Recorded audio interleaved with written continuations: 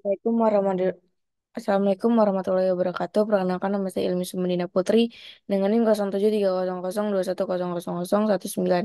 Di sini saya akan menjelaskan bahan, sifat, dan aturan bahan peledak dari mata kuliah Teknik Pemboran dan Peledakan. Ada 5 yang akan dibahas dalam PPT ini, yaitu bahan peledak industri atau komersil dan bahan peledak militer. Lalu ada sifat-sifat bahan peledak dan contoh-contoh penerapan atau penggunaan dan penanganan sifat bahan peledak di lapangan. Lalu ada persyaratan dan perizinan untuk memiliki dan menggunakan bahan peledak disertai dasar aturannya. Lalu ada penyimpanan bahan peledak dan persyaratan gudang penyimpanan bahan peledak. Lalu ada contoh-contoh dan spesifikasi bahan peledak yang termasuk golongan dinamit, gelatin, semigelatin, dan busting agen. Yang pertama kita bahas bahan peledak industri dan bahan peledak militer, di mana bahan peledak komersial atau industri ini adalah berbagai produk bahan kimia yang dapat digunakan sebagai bahan peledak untuk kepentingan pekerjaan tambang, pekerjaan umum, aplikasi khusus, atau digunakan dalam proses produksi industri tertentu. Lalu bahan peledak militer adalah berbagai produk bahan kimia yang dapat digunakan sebagai bahan peledak untuk kepentingan militer. Selanjutnya ada jenis-jenis bahan peledak militer itu ada 3. Itu ada isian utama main charge-nya terdiri dari TNT, RDX, tetril, asam perikat, dan sebagainya. Lalu ada propelan terdiri dari nitroglycerin base seperti single base propellants, double base propellant, atau ball powder, lalu ada triple base propellant, dan sebagainya. Lalu ada komposit terdiri dari hydroxyl terminate, polybutadiene, karbosil terminate, polybutadiene, glicidil acid polimer, poliuretan, polisulfide, dan sejenisnya. Dari jenis tadi yang dibahas itu ada di yang di bahan isian utamanya, yaitu TNT atau trinitrotoluene, yaitu padatan berwarna kuning, tidak berbau, yang tidak terdapat secara alami di lingkungan. Ini umumnya dikenal sebagai TNT dan merupakan bahan peledak yang digunakan dalam peluru militer, bom, dan granat dalam keperluan industri dan dalam peledakan bawah air. Kegunaan dari trinitrotoluene atau TNT ini sebagai jenis bahan peledak yang digunakan di dalam aplikasi militer, otomotif, dan pertambangan. TNT telah dikombinasikan dengan pengeboran hidrolik, suatu teknik untuk mengekstraksi minyak, gas, dan formasi serpian. Metode ini melibatkan pemindahan dan peledakan nitrogliserin pada rekahan yang diinduksi secara hidrolik, kemudian menembakkan TNT berbentuk pelet ke dalam lubang sumur. Lalu ada jenis-jenis bahan peledak industri atau komersil. Ini ada 4. Yang pertama itu ada nitroglycerin based explosive, yaitu ada dinamit. Lalu ada blasting agent, itu ada amonium nitrat, ANFO, emulsi matrix. Lalu ada water based explosive, ada slurry, water gel, emulsion, explosive. Lalu ada shape charge seperti RDX, HMX, dan sejenisnya.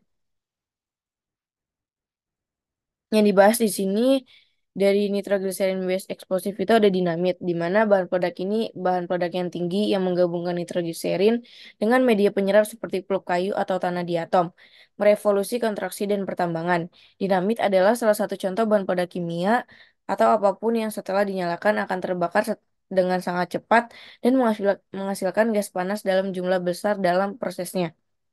Gas panas mengembang dengan sangat cepat dan memberikan tekanan.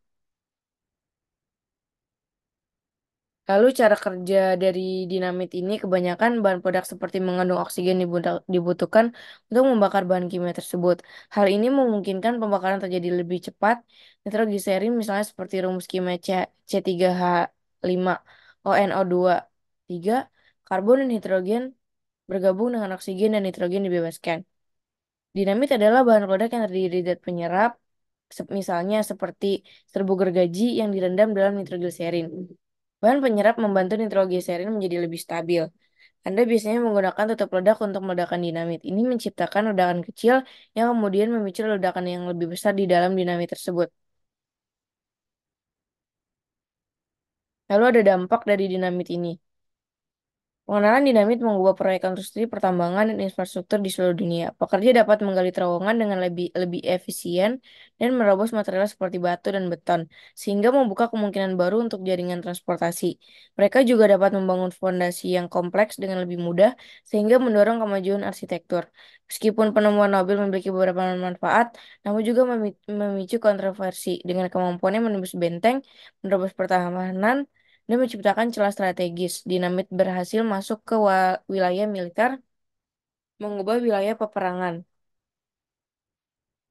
Lalu ada keamanan dari dinamit ini. Dinamit memerlukan fasilitas penyimpanan khusus, dibangun dengan baik dan terisolasi dengan ventilasi dan pengaturan suhu. Fasilitas wadah dan sistem ventilasi harus menjalani inspeksi rutin untuk mengatasi tanda-tanda kerusakan, penurunan kualitas, dan malfungsi. Tanda peringatan yang terlihat jelas di pintu masuk fasilitas penting untuk menunjukkan adanya bahan peledak. Tanda-tanda ini harus sesuai dengan peraturan keselamatan dan relevan berfungsi sebagai pengingat dan potensi bahaya. Selanjutnya ada dari blasting agents yaitu ada ANFO. Di mana ANFO ini itu amonium nitrat atau bahan bakar minyak yaitu bahan peledak industri massal yang banyak digunakan.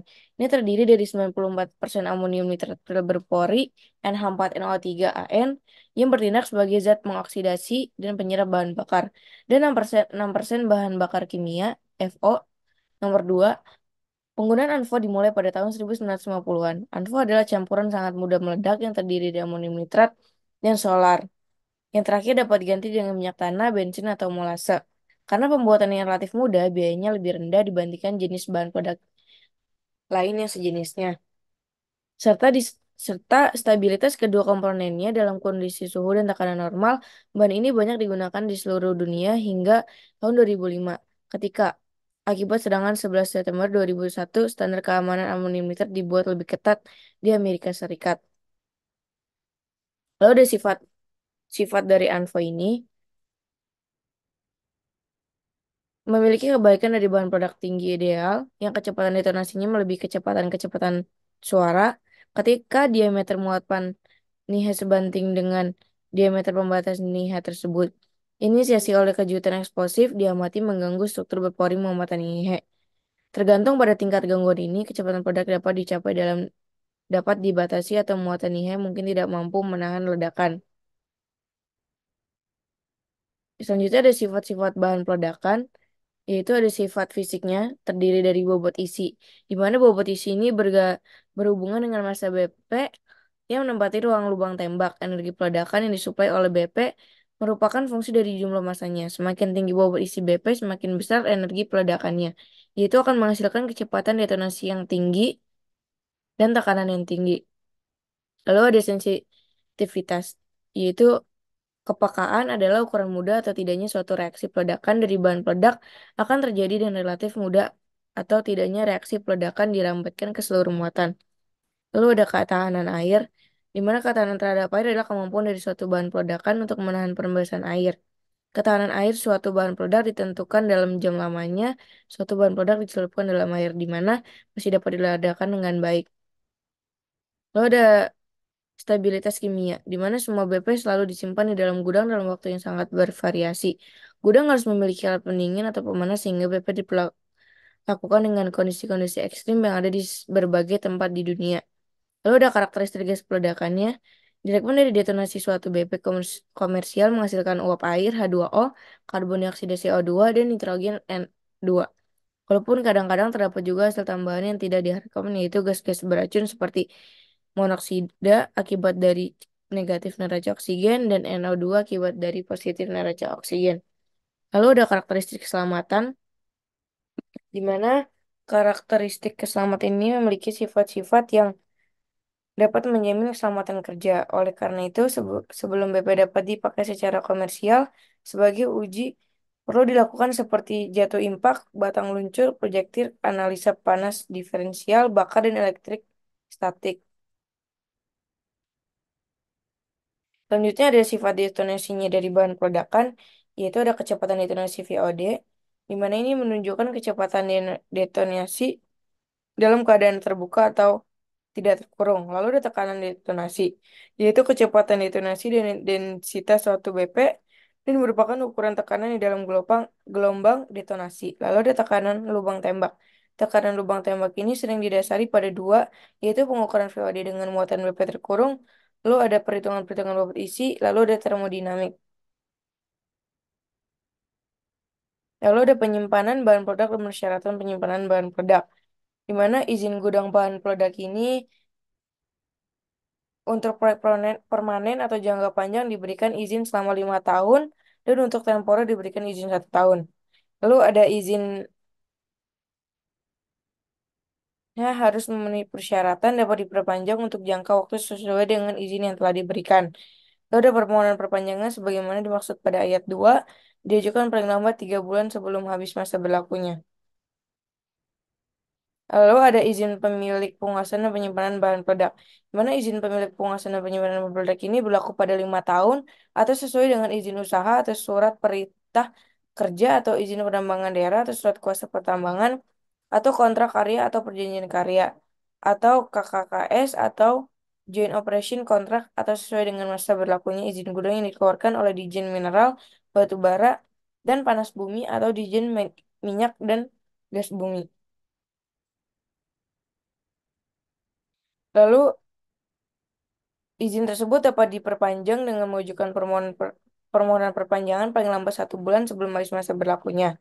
Surat izin yang sudah tidak digunakan atau habis masa berlakunya dalam 1 minggu harus segera dikembalikan ke Kapolri. Kabintelkam Polri dengan disertai laporan akhir tentang sisa bahan peledak yang belum habis. Lalu yang ketiga ada konstruksi penjagaan sistem masa administrasi peledak kepada Kapolri dengan tempat setempat. Lalu ada izin pembelian dan penggunaan bahan peledak. Di mana izin untuk pembelian dan penggunaan peledak berlaku untuk jangka 6 bulan terhitung sejak tanggal izin tersebut dikeluarkan. Lalu dapat diperpanjang 1 kali untuk jangka waktu 6 bulan dengan ketentuan untuk bahan peledak yang belum direalisasi pembeliannya, untuk sisa bahan peledak yang belum habis digunakan. Lalu dapat diajukan ke Kapolri sebelum habis masa berlakunya dengan sertai rekomendasi Kapolda setempat dengan dilampiri laporan realisasi pembelian. Lalu ada izin pembelian dan penggunaan bahan peledak, di mana sisa bahan peledak yang belum digunakan sebagaimana pada ayat 2 dituangkan dalam berita secara persen yang dibuat dan ditandatangani oleh kepolisian setempat. Dalam waktu 1 kali 24 jam setelah bahan peledak diizinkan untuk dibeli, tiba di gudang pembeli harus segera dilaporkan ke kepolisian setempat. Lalu surat izin yang sudah tidak digunakan lagi atau habis masa berlakunya dalam 1 minggu harus segera dikembalikan ke Kapolri. Dan apabila izin pembelian dan penggunaan peledak tidak dipergunakan lagi atau tidak melaksanakan pembelian dan penggunaan bahan peledak sampai lewat masa berlakunya, maka izin pembelian dan penggunaan tidak dapat diperpanjang. Lalu ada persyaratan gudang bahan peledak, di mana konstruksi harus terbuat dari material yang tidak mudah terbakar, cukup kuat seperti beton, bata, hollow brick, dan batu yang dilengkapi lubang-lubang ventilasi pada dinding bagian atas dan bawah atau alur lubangnya, serong, dan dilengkapi dengan jeruji besi. Atap gudang dipasang dengan bahan yang ringan, yaitu bisa asbes atau seng, dan langit-langit dipasang kawat karbonit. Lalu pintu gudang harus kuat dilapisi dengan plat baja dan kunci pintu dilindungi dengan kotak pelindung dibuat dari plat baja. Lalu gudang terdiri dari 2 ruangan. Ruangan depan disebut ruangan pengeluaran yang digunakan untuk ruang administrasi dan pengecekan keluar atau masuknya bahan peledak. Lalu ruang yang di belakang digunakan untuk menimbun atau menyimpan bahan peledak. Pintu depan atau pintu luar dan pintu dalam tidak boleh berhadapan langsung.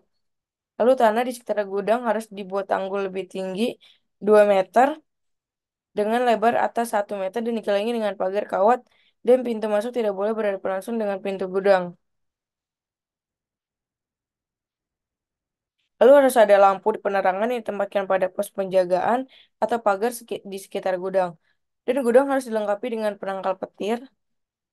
Lalu gudang harus ada termometer dan suhu dalam gudang tidak boleh lebih dari 35 derajat Celcius untuk yang peka detonator. Harus ada pos penjagaan yang letaknya di bagian luar pagar yang diawasi untuk mengawasi gudang dan sekitarnya. Lalu harus ada alat pemadam kebakaran yang ditempatkan di luar sekitar gudang dan pos penjagaan serta gudang amonium nitrat dengan kapasitas 5.000 kilogram dilengkapi dengan air bertekanan hidran. Lalu harus dilengkapi dengan alat tanda bahaya dan alat komunikasi antara lain berupa telepon, radio komunikasi, sirene. Lalu ada contoh-contoh spesifikasi bahan peledak termasuk golongan dinamit, gelatin, semi, gelatin, dan blasting agen. Yang pertama ada dinamit. Di mana nitrogliserin ini merupakan bahan peledak yang sangat sensitif, cair berwarna kuning, pucat, bisa digunakan sebagai bahan peledak primer dan campuran dinamit. Lalu ada gelatin, yaitu bahan peledak yang sangat kuat, kenyal, dan tembus cahaya. Terutama terdiri dari nitrogliserin dan selulosa nitrat dengan kadar nitrat rendah dan digunakan terutama dalam pekerjaan kapal selam. Lalu ada semi gelatin, yaitu Semtex merupakan bahan peledak plastik yang terbuat dari campuran plastik, nitrogliserin, dan bahan peledak lainnya. Biasanya berbentuk plastik dapat digunakan dan dibentuk sesuai dengan kebutuhan dan digunakan dalam aplikasi militer dan industri. Lalu ada blasting agent, di mana ANFO ini merupakan campuran amonium nitrat dan minyak bahan bakar biasanya berbentuk digunakan sebagai bahan peledak dalam pekerjaan peledak tambang atau konstruksi. Berikut daftar pustaka dari materi yang disampaikan pada presentasi ini. Kurang lebihnya mohon maaf. Eh, Terima kasih. Wassalamualaikum warahmatullahi wabarakatuh.